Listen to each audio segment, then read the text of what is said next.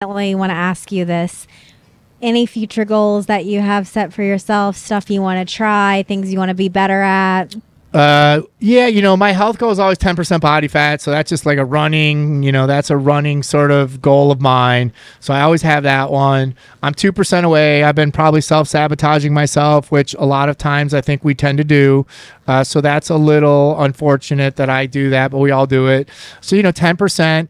And then I just have my personal goal is to sort of become like a Sylvester Stallone. He's 78 years old. He still has amazing health. He still looks amazing. And I just want to live my life in a healthy way so that I get another great 20, 30 years out of this. I don't think that my, the health has to decline dramatically, as we age. I want to just have the best next 20, 30 years. So that's one of my goals. Obviously, I want to have many, many rewinds. So I'm always working towards opening the next one.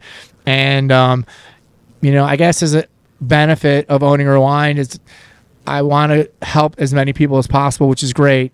It's a great business, and it's nice to grow the business from a, success standpoint.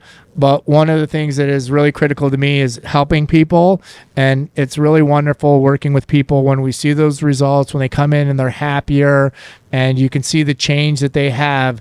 And so, just, personal goal is always to just stay in shape, to look and feel as good as possible for as long as possible. That's great.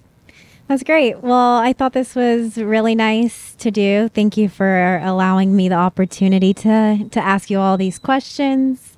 I think that's all we've got. Thanks for watching the video. And awesome. Thanks for turning the table on me, asking all these questions. Awesome. Well, we'll catch you at the next episode.